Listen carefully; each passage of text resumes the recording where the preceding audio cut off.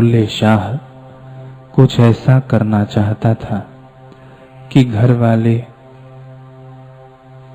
और समाज के लोग उसका पीछा छोड़ दें और वह अपने गुरु के चरणों में अपना सहज जीवन यापन कर सके। इसलिए आज वह निकल पड़ा।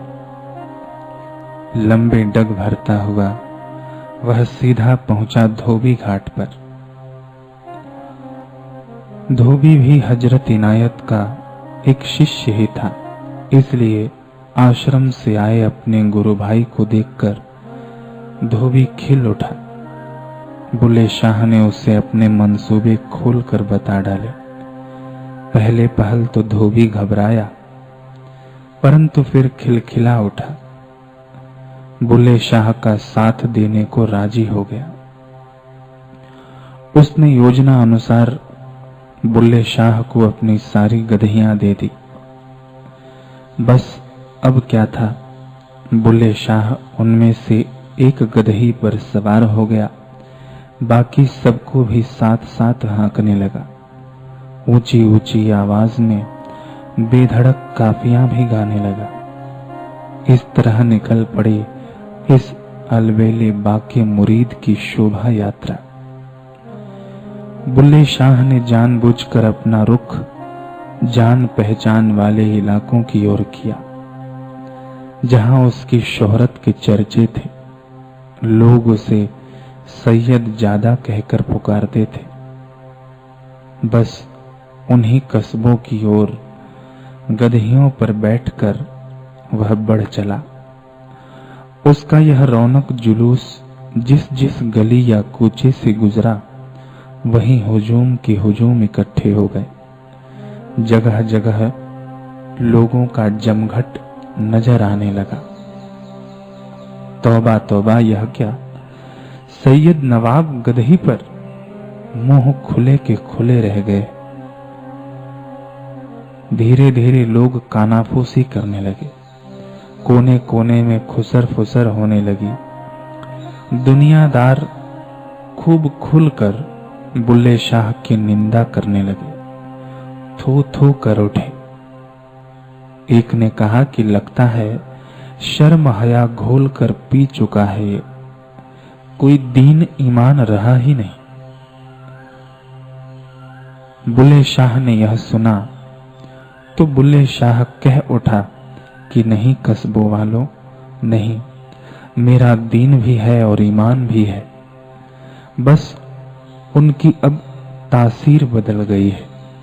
मेरा दीन भी इनायत है, अर्थात गुरु है, ईमान भी गुरु है, मेरी दुनिया भी गुरु है, मेरी पसंद भी गुरु है, मेरा शौक भी गुरु है, मेरा फक्र भी गुरु है, मेरी आन बान भी गुरु है, मेरी बिसात भी गुरु है, मेरी आबरू जाहो जलाल सब गुरु ही हैं, गुरु ही हैं, गुरु ही हैं और बस गुरु ही हैं।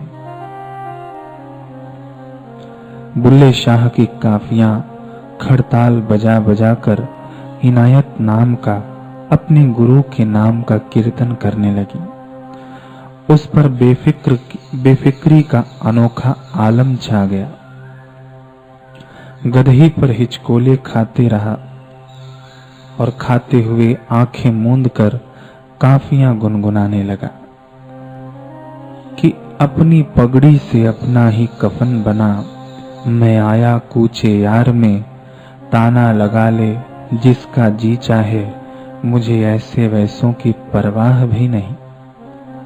हम मस्ती के आलम में हर वक्त डूबा करते हैं, फांसी का फंदा चूम चूम सूली अपनाया करते हैं। छोड़ो मत दुनिया वालों तुम, हम राही उस मंजिल के हैं, जहां शहनशाही के कदमों से हर रोज उड़ाया करते हैं, जहां शहनशाही को कदमों से हर रोज उड़ाया करते हैं। दुनिया वालों, मैं रौंद चुका हूं अपनी पिछली शहनशाही और हस्ती को, इसलिए तुम भी मुझे भूल जाओ कि सैयदों की सुल्तानी हवेली में बुल्ले शाह नाम का कोई नवाबजादा हुआ था। भुला डालो उस शख्स को, उसके अक्स तक को। अगर भूल नहीं सकते तो फिर उसे गधियां हाँकने वाला बावरा मानकर उससे किनारा कर लो। उसे पागल करार देकर अपनी सोच से बेदखल कर दो। छी छी करके उससे घिन करो। बेअदब, वाहियात, गुस्ताख, निकम्मा कुछ भी कहो, कुछ भी, बस उसका पीछा छोड़ दो, ताकि उसके कतरे कतरे पर इनायत की सिर्फ सदगुरु की मालकियत हो सके। जुबां का एक लफ्ज भी तुमसे बेकार की बात करने में न खपे। सांसों की तार तार पर मेरे इनायत के नाम की धुन बज सके। बुल्ले शाह के मंसूबे पूरे होने लगे। वह जो चाहता था वही हुआ। कस्बे वाले सोचने लगे कि बुल्ले शाह मानसिक असंतुलन का शिकार हो गया है। उसकी दंगई हरकतें किसी दिमागी रोग से उपजी हैं। कूचे और बाजारों में बुल्ले शाह के नाम पर कह कहे लगने लगे। उसे उन्मादी दीवाना या धुनी पागल कहा जाने लगा। परंतु क्या सच में यह पागलपन था? दुनियावी आंखों के लिए जरूर यह पागलपन हो सकता है। ऐसी नजरें और समझ क्या जाने कि यह पागलपन नहीं, पागलपन को महज ओढ़ना है। इसमें शिष्यत्व की ऊंची मिसाल है। एक शिष्य की गुरु के कदमों में लीन होने की बेजोड़ कोशिश है। दरअसल गुरु और शिष्य की नस्ल ही कुछ ऐसी होती है, जहां एक संसारी होठों पर नुमाइशे मुस्कान और बातें सजाकर रिश्ते जोड़ने गढ़ने में लगा रहता है।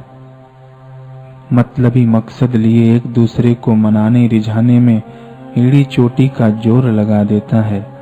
वहीं एक दीवाना शिष्य कभी कभी खुद को अल्हड़पन से सजा धजा लेता है, ताकि संसार की तमाशबीन फौज उससे दूर रहे। जिसने प्रेमी का बाना पहन लिया और इश्क के शहंशाह अर्थात सदगुरु के हाथों प्रेम का प्याला पी लिया, वह समझो सांसारिक तौर तरीकों से बेनियाज हो गया। फिर उसके लिए सांसारिक तौर तरीके नहीं रह जाते। उसके जीवन में गुरु ही गुरु होते हैं।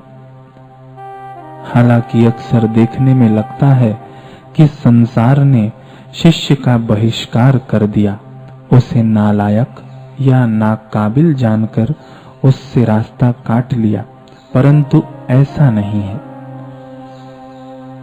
एक बार चंपा के फूल से किसी ने पूछा कि चंपा, तुझ में 3 गुण, रूप, रंग और बास, अवगुण तुझ में कौन सा जो भंवरा न आवे पास?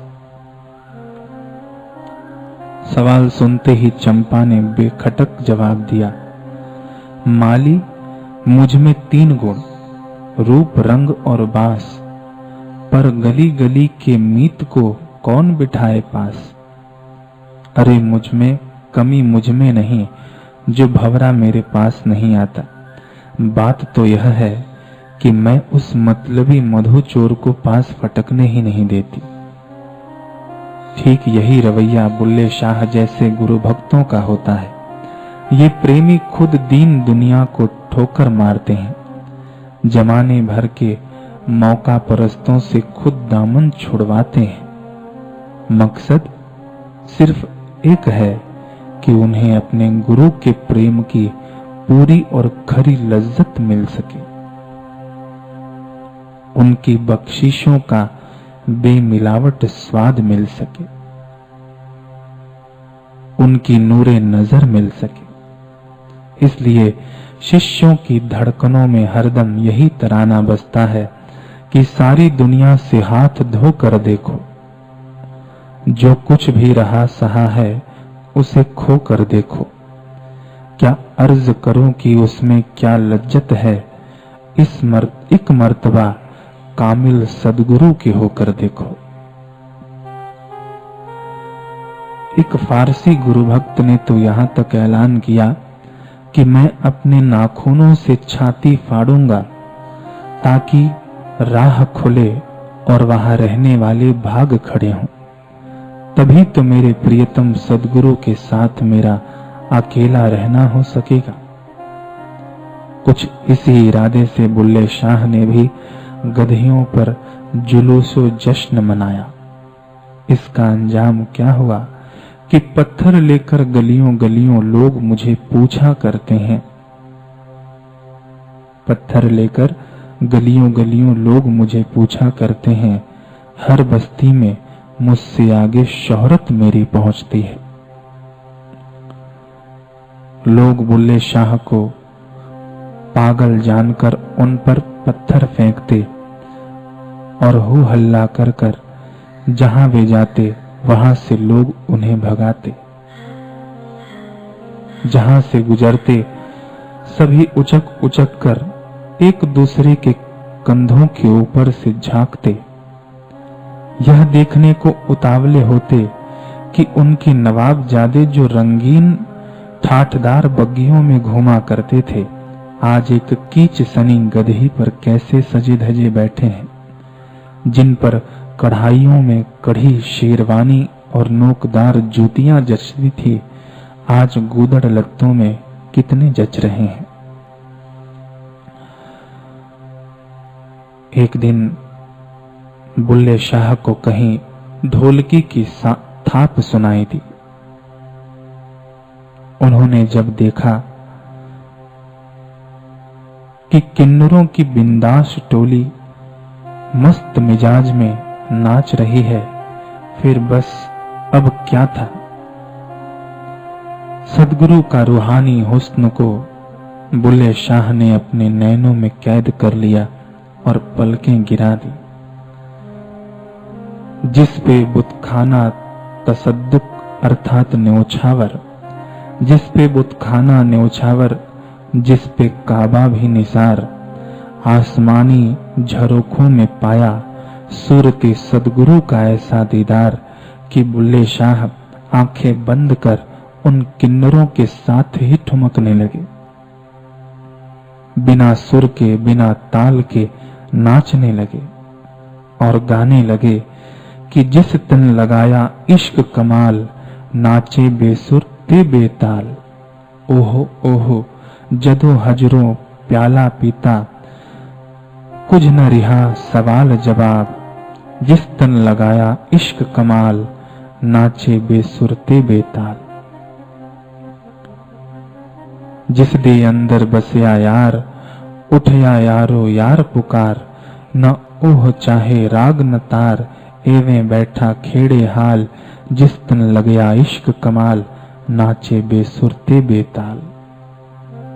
जिसने सदगुरु से रूहानी इश्क का पैमाना भर पी लिया, जिसने सदगुरु से रूहानी इश्क का पैमाना भर भी पी लिया, वो मेरी ही तरह बेसुर बेताल ताता थैया करता है यारो।